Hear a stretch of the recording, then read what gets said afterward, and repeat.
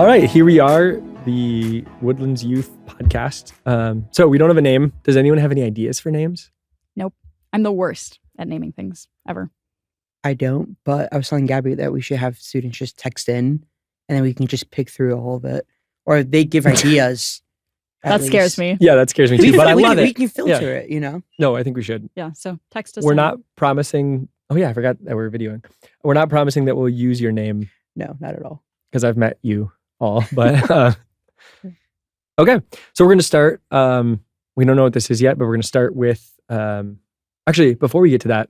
So our guest, my name is Justin. I'm Gabby. I'm Angel. Angel is our guest today. And so what we're hoping is actually to have you students join us on the podcast. So if you're interested in that, text us and we'll try to find a time to have you here.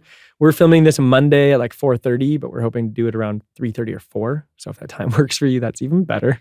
So text in if you want to be on the podcast and join us.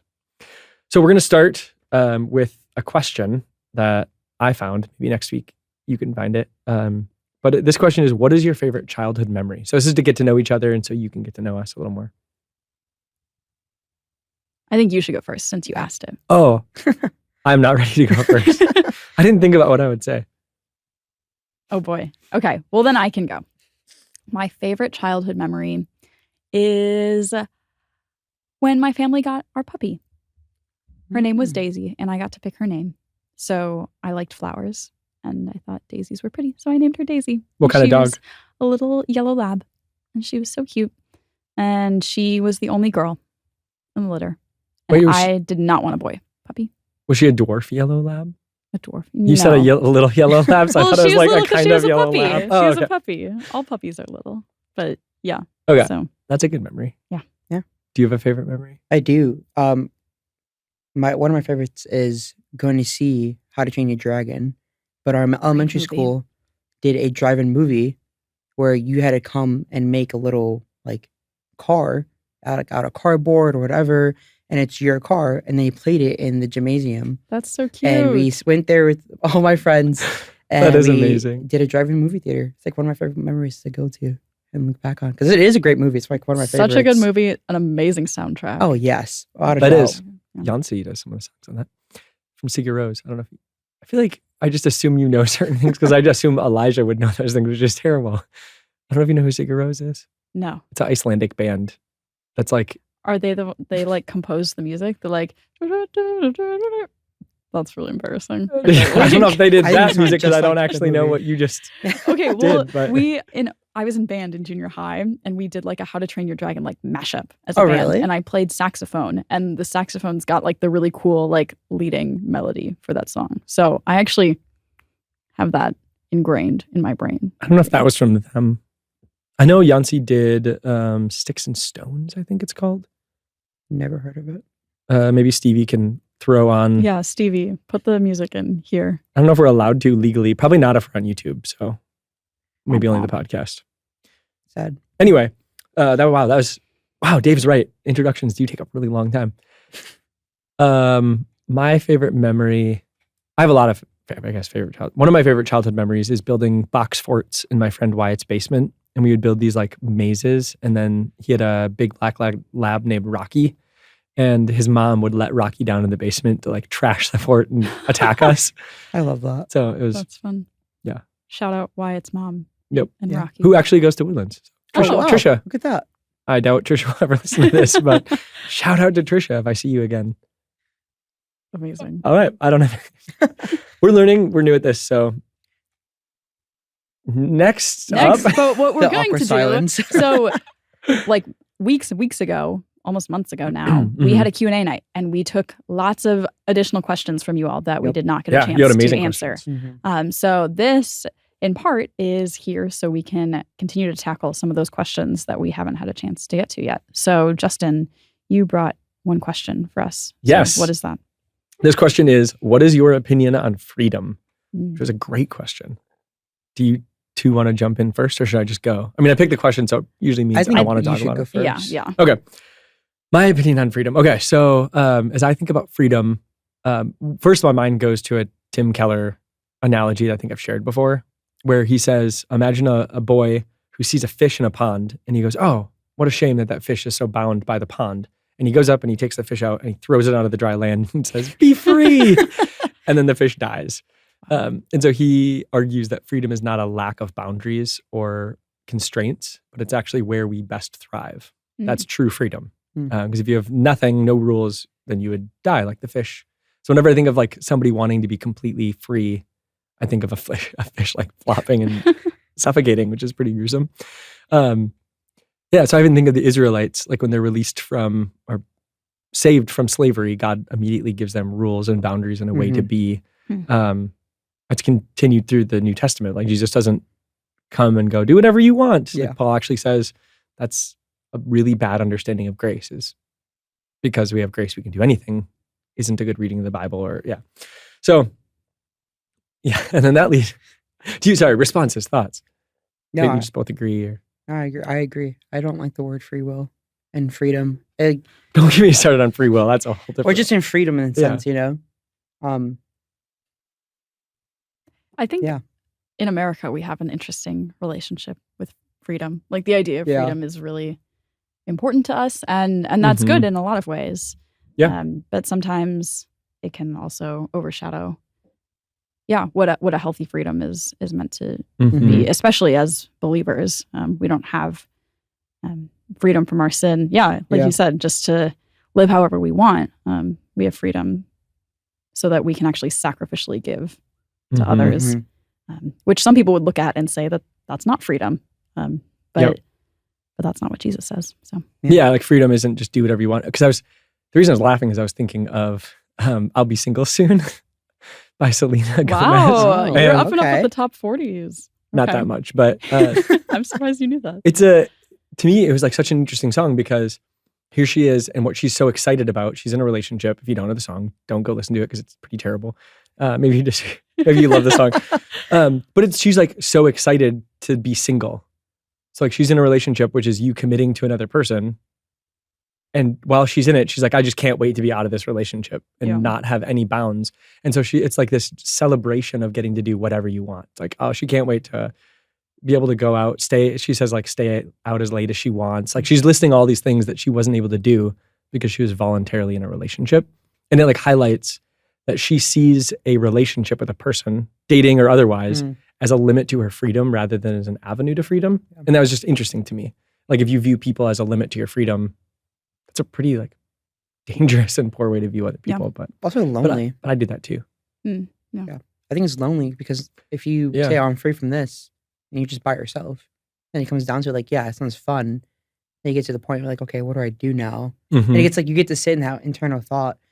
But I think like both of you guys are saying like, Israel is a great example. Like they're in slavery and they come out and like, oh, we're free. But in reality, they're in relationship with Yahweh that gives them these rules. Even like in the New Testament, it says, you're no longer a slave to sin, but you're a slave to Christ. Yep. And like, oh no, what does that mean? But reality, you're not this slave, you're this slave, you're no longer, But within Christ, we have this like, we're freedom in the sense of like, we're no longer a slave to sin. Like we get to be in eternity in heaven that is free. You know what I mean? Like we're once bound, but we're not. And now we're in a relationship. Yeah. Apologies to the Selena Gomez stands Sorry. in our audience. Hot takes with Justin. Yeah. Sorry. Okay. That's it for that question? That's probably good. Yeah. I have other thoughts, but they'll wait for another day. So question number 2 was Gabby's question. Yeah. So someone wrote in, if the New Testament is for the modern day church and the Old Testament was for the Jews and the old church, what relevance does the Old Testament have to our lives today? So do either of you want to chime in? Oh, no, you have to go first. That's the precedent we set. Okay. So I thought this was really interesting because I love the Old Testament. I find it really fascinating and I love to read it. And one of the really important parts of the Old Testament is that as Christians, it's part of our history too. So it's not exclusively for Israelites, for Jewish people. It's part of our heritage now too, because we've been brought into God's family, God's chosen people, if we are in Christ. And when we think about reading the New Testament and understanding the New Testament, the best way to understand the New Testament well is actually by knowing the Old Testament really well, because the New Testament writers 100% are assuming that their listeners and readers understand concepts and ideas that are from the Old Testament. So Mm-hmm. I think of understanding and knowing the Old Testament like a really important foundation that you need in order to understand the New Testament and live out the commands of Jesus really well. So that's my initial thoughts on that. I don't know what you guys think. Yeah, no, I agree. I love the Old Testament. I used to like growing up hate it because I'm like, oh, it's so boring. And then I realized, oh, I don't spend enough time in the Old Testament. And I was convicted. And so I like sit there and just read it. But it's so cool because you literally from start to finish see Christ through all of it, right? And like, okay, this is cool to see this relationship. But you go to the New Testament, all of it basically goes back to the Old Testament. Like there's this picture that I saw, and it's like this rainbow and like the crossover of how much it does grow. We should put that picture up, Stevie. We're just coming up with lists of things for you to do. I do need show notes. But yeah, I don't know. I just saw that. I was like, whoa, like this humbling experience of like, if I don't go back to read this, I'm not going to understand the promises that God has later on. Yep. And it's even cool because like we're talking about offside, but like promises like you see in the Old Testament be fulfilled in the New Testament, and like just this relationship of like whoa, and like this balance back and forth. But yeah, it's important because like it is like you said, Gabby, it's a culture, it's a custom, it's a heritage. These are real people that had real experiences that you get to go back to and experience. Like David is like a great example of that. Of like, wow, this person that lived and went through this also has so much to say in the Psalms that we love to go to when we go deal with hard times. Yeah. Yeah. I kind of like, when I think of the question, I think it makes a bad assumption where imagine if you said, okay, so what if we had a weird separation in our Bible where we had 4 testaments and we had the Pentateuch, the first 5 books of the Bible, and then we have a big chunk with the history of Israel, and then we had the Gospels, and then we had Acts and the Epistles. And we said, oh, there's very clearly different movements of God. And so we said, why do you need the Gospels? We're in the new church age. Like that was for first century Jews. We don't need the Gospels. Like, I think that's kind of what it's like saying we don't need the Old Testament. Like, I think our Bibles, I think there's some cultural things in our Bibles themselves. Like, I think when I was a kid, I'm old, but there were a lot of the little New Testament Bibles from the Gideons. And I remember one of my first questions as a new Christian was, why are Psalms and Proverbs included in those? It drove me crazy because I was like, if the New Testament is like supposed to be understood differently than the Old, why do Psalms and Proverbs get a pass? Like, why do they just get like pulled from the Old Testament to like, okay, Old Testament, understand that it was the Old Testament, it was before Christ, except for Psalms and Proverbs. Those just read them as they are. It just was bizarre to me. And so like, I had realized that there's this weird way that we view the Old and New Testament as such distinct things where because the old, like in ancient times, like we've talked about this at youth group, they had scrolls, they didn't have a book. And so there was a collection of scrolls. They wouldn't have been like, oh, here's this book that's the Old Testament, here's this book that's the New Testament. Now we just use this one. They would have been like, this is my library of books. True. So yeah. And I think even within that, it plays such an important part. Like you guys keep saying, but like it's like the Star Wars prequels. Yeah. Because if you don't, maybe this is bad, but like if you don't, it's like watching a movie. Actually, it's like the original. Sorry, it's like the original. Even though they're out of order, so Star Wars is confusing. But it's like trying to watch the prequels without the original 3. That's what it's really maybe more like. Yeah. Although comparing the Gospels to the prequels is going to get me in trouble. But I was thinking about making an analogy like that. But I was like, too, that seems kind of messy. Maybe I won't. But then you went ahead into the I'm going to do it. Yeah. Yeah, but there we go. Yeah. Because it's like, like if you watch a movie, like a trilogy, you love it. Marvel, but Endgame you don't without start. Yeah. Yeah, it's True. like you start at Endgame. It's like, okay, who is this person? What's happening here? This is going to be, what's the one before Endgame? Infinity War. That's it. What if you watch Endgame without Infinity War? It's just this random. Okay, was that the analogy you were thinking of? No. That's a great. That was like a thing on. I remember when Endgame was coming out. I remember seeing like TikToks of people like making like joke presentations because they were like going to take their friends with them to Endgame, but their friends hadn't seen any Marvel movies. So then they were like trying to make these like PowerPoint presentations with everything they needed to know, but the presentations were so long because they're just that's how teaching the Old Testament feels. Trying to take a friend. Yes. Yeah, to Endgame that hasn't seen any of the other movies. Yeah, it's literally because you have like all of these story threads that are coming together in Endgame, and so if you imagine that over thousands of years with way more plot lines, that's the New Testament, which is just crazy. So yeah, but I think even like that, it's like you hear people say like, oh, there's a God of the Old Testament and God of the New Testament. No, well, if you read the Old Testament, you learn so much about God, and if you read the New Testament, you learn so much about God. It's not a separation; it's the same, you know. Yeah. And so if you to cut off one historical history you miss so much about God and His grace and His promises. So like you saying, "Oh, the Old Testament, I don't need it." You're not having this full understanding of who Yahweh is. Even when Jesus says, like, "I am," like, oh, what does that have to call back to? Oh, I don't know, because I don't have the Old Testament to look back to. Yeah. Or even the Transfiguration when God says, "This is my son with whom I'm well pleased." So like if your idea is the Old Testament God's angry and Jesus is the nice God, then how come God the Father goes, like, I'm on board with everything Jesus is doing. He's making me proud and happy by what he's doing. It's not like God's like, oh man, Jesus is the hippie, like whatever version of me. Yeah. True. It's a great question. I don't know who asked it, but really so good that's question. why you should read the Old Testament too. Yep. It's fun. Yeah. But it is complicated. It is. You can skim the genealogies. I, your pastor, give you permission. The final. The laws, you can skim those too. All right. We'll pass it over to Angel then. Angel, Nice. Come back to him. Come back to him later. Yeah, the question I picked was, what is a way that I can create a habit of praying and reading my Bible every day, even though I'm really busy with school and volunteer work? Good question. I felt that in my soul. Yeah. Even now, and I was like, I asked that question to myself like 2 days ago. I've struggled with that question a lot in college because, I woke up every day at 5:30. I had to go to work, class, and I was doing all this. And I see my friends that have this great routine of devotional times and prayer times. I'm like, wow, I want that, but I'm really busy. And I felt convicted because I'm like, okay, I need to make time for God. But how do I do that without messing my day up kind of, or making it harder on myself? Give us the answer. One way, at least for me, that I found that helped is don't make things too complicated. Like being with God is a relationship. And so like what I like to do is I try to do this. I do not do this every day. I was laughing because I feel like you and I both make things, maybe that's more me than you, but I definitely make things too complicated always. Okay. So thanks for being here, Angel. Of course, anytime. Is when I wake up, I love to read a Proverbs because I think of a wisdom and I want to start a day with wisdom, and the wisdom is the word of God. So why not start in that way? And you actually challenged me in this, Justin, to try to pray afterwards and reflect on that even more. Because I only did the reading my Bible, and I kind of would try to like, I'll pray later. I'm like, no, I should do this together as I'm doing this. And it doesn't need to be long. It doesn't need to be this 10-hour thing, but it can be in a moment of saying, okay, God, I read this wisdom you're giving me as your child.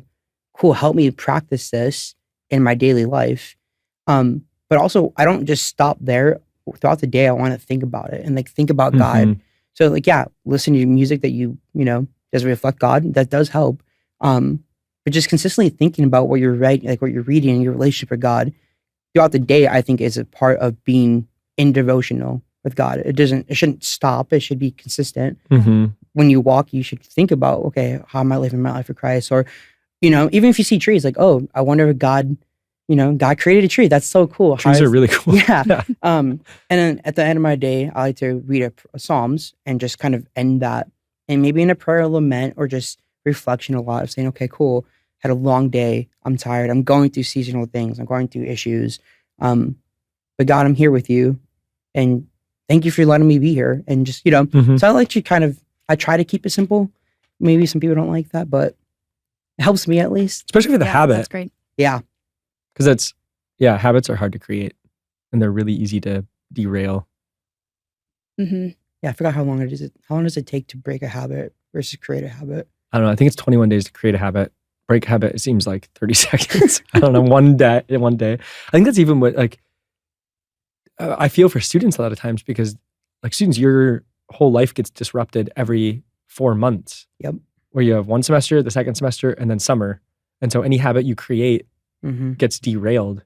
So you're constantly having to create a new habit. And that's just your school schedule. That's not even other things in life. Family.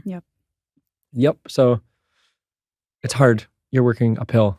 So my encouragement to this student is that it sounds like you have lots of opportunities throughout your day to be with God. Even constantly busy with school and volunteer work.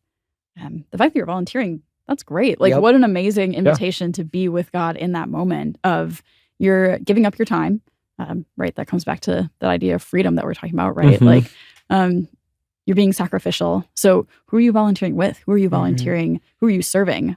Who are you volunteering for? How can you treat those people like how Jesus would treat those people? And that's a really powerful way to be with God. in your day-to-day moments. And it is that time that we spend like in solitude that help fuel those moments too. But those moments don't end there. We have those moments alone with God so that we can go out and be the hands and feet of Jesus to the people that we interact with. Yep.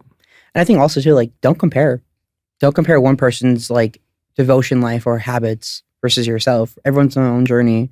You don't know when that person started, reading their devotions. They probably started just as you, sitting here saying, okay, where do I start? It's kind of like working out. You can't compare yourself to someone who's been in the gym for 40 years or 20 years, and you just want to start now. So don't compare. Be gracious on yourself. Realize that, you're changing a habit. You're trying to start a habit. And it is hard to. You don't have perfectionism to go, oh, like I missed a day. I guess I'm done. Yeah. Today I will do it. That's enough. Yeah. Sorry, that question then did make me think of freedom, because there's studies that show volunteering makes you happier. Like you have better mental health if you volunteer. Yeah. But that's like one of the counterintuitive things about freedom is, are you more free if you're happier or less happy?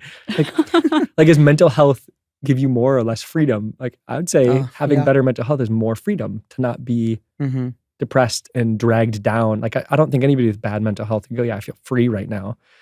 But you have to do something else to then get that mental health. I mean, it's the same with exercise. So like habits in general, like the freedom question and the habits of prayer and reading kind of go together because in some ways you're not free by deciding to commit to pray and read your Bibles because I guess you could say you're choosing to do it.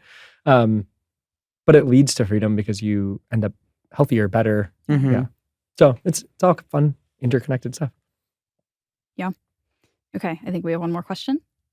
We do. I don't remember the question. I think you had it. I have it. Yeah. Let's hear it. How? Bum, bum, bum. Oh, there's supposed to be like sound effects on here. Oh, yeah. Try a sound effect. Try a sound effect. Yeah. See what happens. Oh, that's is this a joke? Why are these all negative? I love this. These are literally all so sad. Oh, that's perfect. That's perfect. Okay, hit that one and I'll introduce the question. We should start with The that. crickets are still going. Oh, I think you hit it again. Oh, did I? Oh, Okay. oh. Okay. There we go. Ready? Deep questions with Gabby Allard. My voice isn't doing very well today. That was great, though. No, I think that was perfect. Fun. Okay. How would you go about dating if you were a teenager? Before answering that question, there's a song I love that called Sound of Silver. I don't think I've told you about it before, where the singer is thinking back to when they were a teenager, like idyllically, and saying, oh, I remember being a teenager. But then they say, but then when I remember what it was really like to be a teenager, nah, like I wouldn't do it. So that's where my mind goes. But so I wouldn't, but that's not the we wouldn't. That's the answer. There was terrible parts to it. No, there's lots of emotions and everything. But the longer answer, we didn't actually decide who's answering this one. I can answer it. Okay, perfect. Gabby's going to answer this one. The long answer is come back next week to find out. We are starting a 4-week series in youth group this upcoming Wednesday about marriage, dating, sexuality, and identity. So we're going to be tackling all kinds of questions like this and looking at what the Bible has to say about how we can date and be in the world wisely. Yep, and we'll actually have some real responses to how would you do that. Yeah. No, you're just going to tell them, come back the next week. Yeah, every week. Every week, come back the next time. And that's like, there's videos that definitely do that. That just string you on forever. I feel like, they're bothering me. That's a great way to end we have like no time. We're on a time crunch this week. So we're at 24 minutes and 15 seconds. So we're pretty much out of time. So this has been the podcast. Unnamed podcast. Unnamed youth podcast. From Woodlands. Goodbye. Bye, guys. Goodbye.